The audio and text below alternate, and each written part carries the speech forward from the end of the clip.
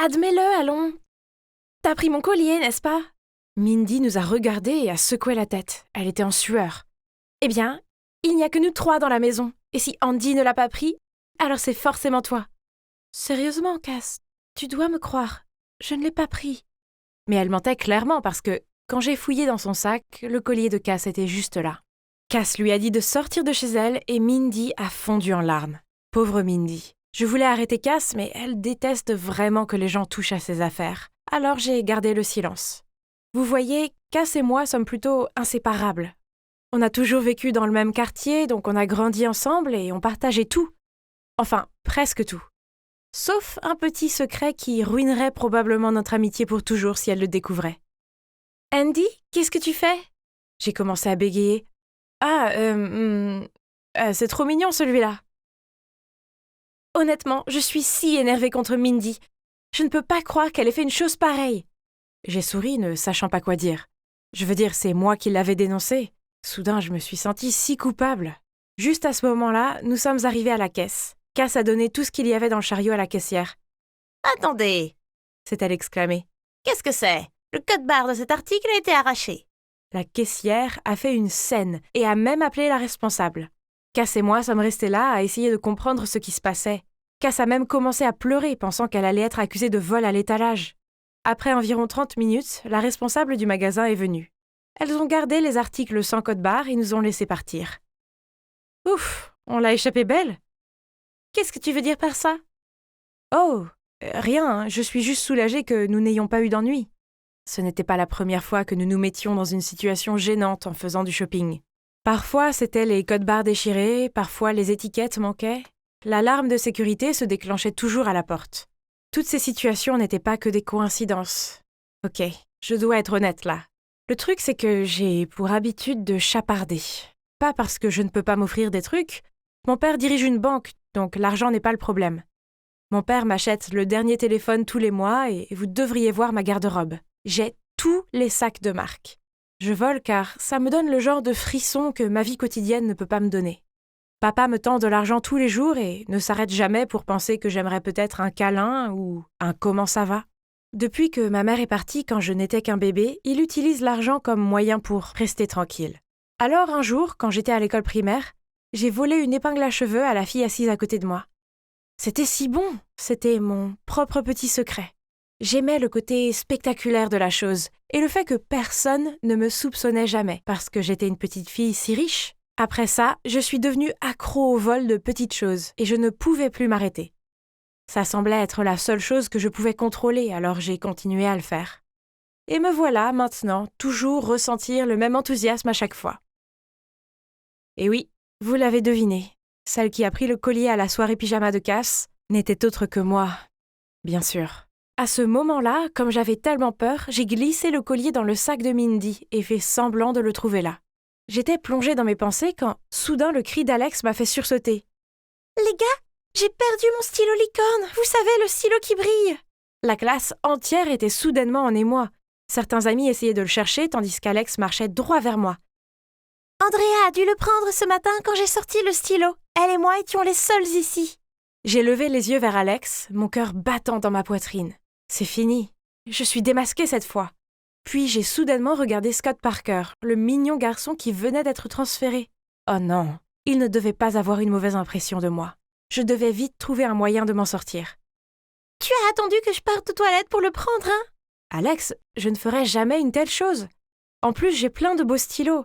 En fait, tu peux en avoir un si tu veux. J'ai sorti un magnifique stylo rose à strass de ma trousse à crayons et je l'ai tendu à Alex. Pendant qu'Alex regardait avec étonnement mon stylo, j'ai suggéré de vérifier les casiers pour voir si son stylo était là. Bien sûr, juste à côté des casiers se trouvait le stylo licorne brillant. Sous les yeux de Scott, j'ai ramassé le stylo et l'ai tendu à Alex.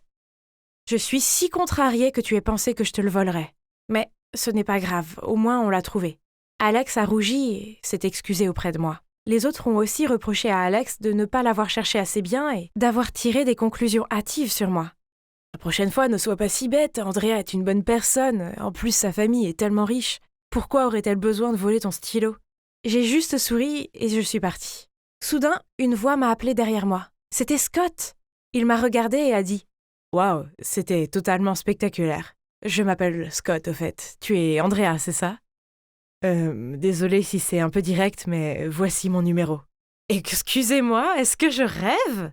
Bien sûr, je lui ai envoyé un texto dès que je suis rentrée. Il m'a dit qu'il était impressionné par la façon dont j'avais géré tout ce drame. Bientôt, nous avons discuté tous les jours et il a fini par me demander d'être sa petite amie. J'étais tellement heureuse. Mais il y avait juste un petit problème. Depuis que nous sortions ensemble, j'avais vraiment honte de ma manie vicieuse de voler des choses. J'étais déterminée à y renoncer, mais ça n'était pas facile. Un jour, Scott est venu me chercher et m'a demandé si je voulais aller à la librairie. La librairie? Non, je ne veux pas y aller. On peut aller ailleurs? S'il te plaît.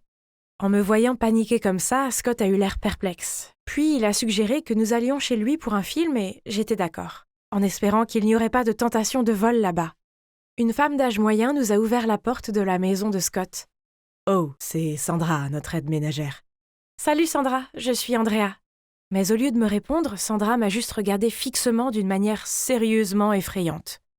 Ça m'a vraiment donné des frissons dans le dos. Après avoir regardé le film, Scott et sa mère m'ont invité à rester dîner. La mère de Scott, Madame Doris Parker, était très gentille et nous avons eu des discussions intéressantes. En attendant le dessert, je suis allée aux toilettes.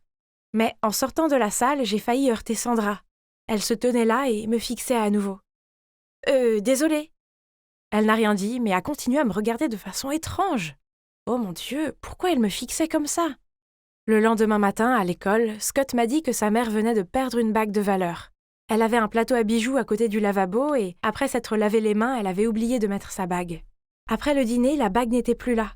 J'ai réconforté Scott, puis j'ai trouvé une excuse pour aller aux toilettes. J'avais besoin de réfléchir à tout ça. Honnêtement, j'avais fait de mon mieux pour ne pas avoir l'envie de voler chez Scott, mais quand j'ai vu la bague magnifique de Doris...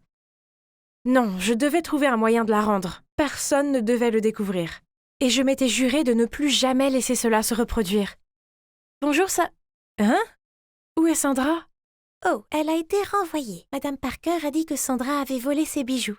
Bref, puis-je vous aider? Oh non! J'ai dû rendre cette bague immédiatement. Pauvre Sandra! Scott est descendu et a dit qu'il allait préparer le dîner. Par la fenêtre, j'ai vu que Doris prenait le thé dans le jardin. C'était ma chance. Je me suis faufilée sur la pointe des pieds dans sa chambre et me suis dirigée vers sa boîte à bijoux. Soudain, la lumière s'est allumée. « Dis-moi ce que tu es en train de faire ici ?»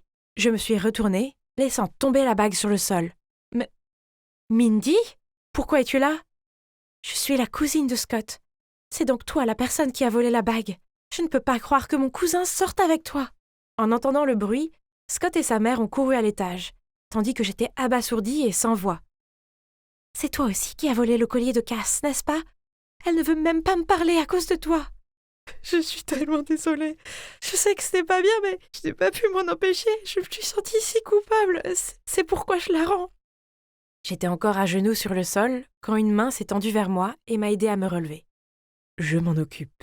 Viens, allons discuter dehors, d'accord? Il s'avère que Madame Parker est une thérapeute. Elle a vu que j'avais un problème et a proposé de m'aider.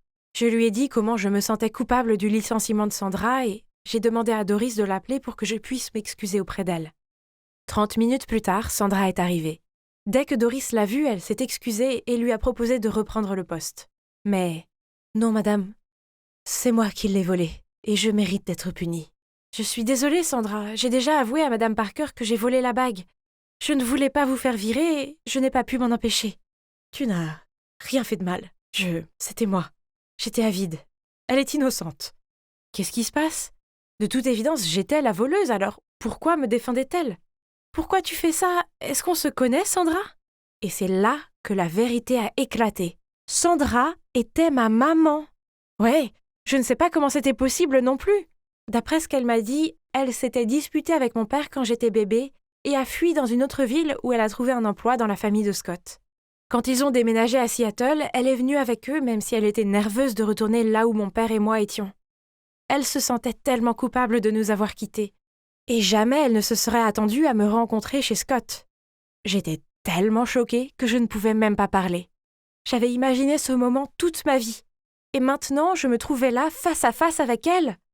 Et elle avait même pris le blâme pour moi. Je ne pouvais pas le croire. Maman, je suis tellement désolée d'avoir volé la bague. Je ne peux pas croire que tu sois vraiment là. Chérie, Tu n'as pas besoin de t'excuser, c'est moi qui vais devoir m'excuser pour le reste de ma vie. Abandonner ma fille comme ça? Quelle sorte de mère suis-je? Comment me pardonnerais-tu? Nous sommes restés là, à nous serrer dans les bras l'une de l'autre, et j'ai su à ce moment-là que je ne volerai plus jamais. Doris m'a diagnostiqué une kleptomanie due à un manque d'amour de la part de ma mère. Mais maintenant que ma mère était là, je n'avais plus besoin de rechercher les sensations fortes du vol. J'avais tout ce dont j'avais besoin ici. Il y a eu quelques moments où j'ai failli voler à nouveau, mais Doris m'a dit d'appeler ma mère dès que j'en ressentais l'envie. Et quand elle décroche le téléphone et que j'entends sa voix, l'envie disparaît et je me sentais beaucoup mieux. Scott, Cass et Mindy m'ont pardonné après que Doris les a fait s'asseoir et leur a expliqué ma dépendance et ses origines. Maintenant, Scott et moi sommes toujours ensemble, et je vois ma mère tous les jours chez Scott. Mon père n'a pas encore pardonné à ma mère d'être partie, mais ça demandera du temps. Enfin, j'ai l'impression que tout est complet et que mes chapardages font partie du passé.